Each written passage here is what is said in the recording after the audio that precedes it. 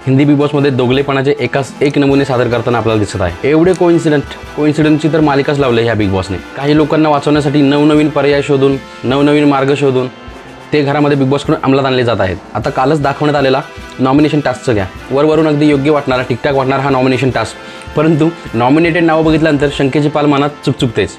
प्रणित, बशीर, नेहल एवढे कोइन्सिडंट। आपला महाराष्ट्राचा मुलगा प्रणित मोरे तर नॉमिनेशनच्या मानाचा मानकरी आहे, त्याला मान दिल्याशिवाय नॉमिनेशन टास्क कंप्लीटच होत नाही। प्रणितचं गाव कोकण आहे, कोकणामध्ये प्रत्येक गावामध्ये ना वाडीमध्ये खोत असतो, खोत, त्या खोतांना मान असतो। प्रत्येक कार्यामध्ये, प्रत्येक समारंभामध्ये, प्रत्येक विधीमध्ये त्यांचा मान असतो, त्यांना तो मान दिल्याशिवाय ते कार्य कंप्लीट होत नाही।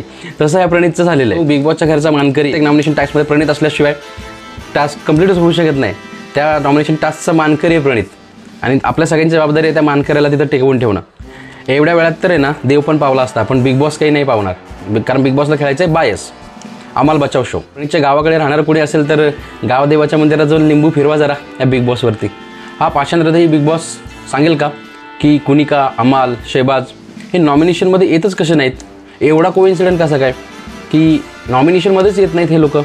कुनिका एकदा आली तर त्यावेळी नो एविक्शन वीक करून तिला वाचवलं। अमाल आला एकदा, त्यावेळी पण 6, 7, 8 जण होते, त्यामुळे तो वाचला।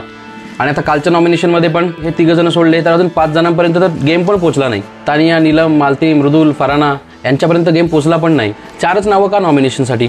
हो द्या ना 6, 7, 8 जण नॉमिनेट। ज्याचा पब्लिक सपोर्ट जास्त, ज्याला व्ह्युअर्सचा सपोर्ट जास्त, तो राहील घरामध्ये टिकून, ज्याला नाही तो बाहेर पडेल। तुम्ही का स्वतःहून किडे करताय? शंका तर तेव्हाच आली जेव्हा अमालच्या वेळी शेबाजचं नाव आलं आणि प्रणितच्या वेळी अभिषेकचं नाव आलं, आणि ही नावं बरोबर ठरवून दिल्यासारखी वाटली। हे कुठेही लक बाय चान्स नशिबाने आलेले कार्ड वाटले नाहीत त्या लॉकरमध्ये। कुणिका आत गेली, एक पॅकेट घेऊन आली, गौरवचं नाव आलं। गौरव सगळ्यात पहिल्यांदा आतमध्ये गेला आणि तिथून ती चेन सुरुवात झाली। आत जायचं, एक लॉकर खोलायचं, त्या लॉकरमधून फोटो काढायचा, त्याला नॉमिनेट करायचं का सेव्ह करायचं हे ठरवायचं। आता लॉकर रूमबद्दल बोलूया। तुम्हाला काय वाटतं ती लॉकर रूम बघून? ते लॉकर असे भिंतीला का लावलेले आहेत? त्या भिंतीच्या मागे काय होतं आपल्याला दिसलंय का?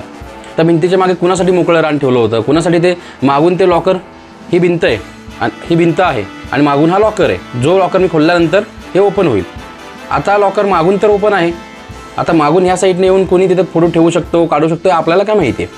आता जेव्हा कंटेस्टंट आतमध्ये चालला आहे, की बॉक्सच्या इथे उभा राहून तो लॉकर नंबर घेतो, मला 7 नंबर लॉकर खोलायचा आहे, मी जसं म्हणलो 7 नंबर लॉकर खोलायचा आहे, तसं मागून विदिन 2-3 सेकंड कोणतरी जाऊन त्या 7 नंबर लॉकरमध्ये जाऊन फोटो का नाही ठेवू शकत?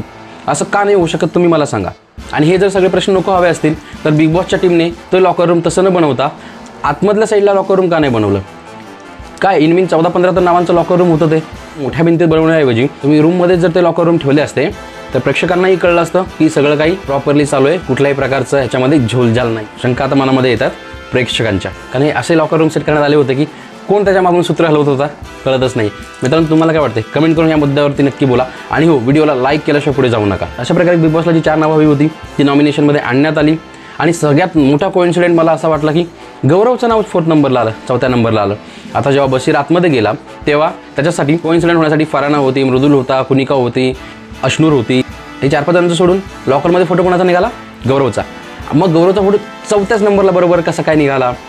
ज्याच्यापासून चेन सुरू झाली होती त्याच्या इथे जाऊन चेन कशी काय संपली? एवढे कसे काय कोइन्सिडेंट होतात मला काही कळलंच नाही। ह्या नॉमिनेशन टास्कमध्ये खूपच जास्तचे कोइन्सिडेंट झाले। मित्रांनो काही सिलेक्टिव्ह सदस्यांना वाचवण्यासाठी हे कन्फर्म फिक्स नॉमिनेशन करण्यात आलेलं आहे बिग बॉसकडून, आणि ती नेहल, त्या नेहलला कळतच नाही आहे की ती बळीचा बकरा आहे, आणि ती गौरवला नॉमिनेट केल्यानंतर फुदकते, पण तिला अजून कळलं नाही बळीचा बकरा कोण आहे।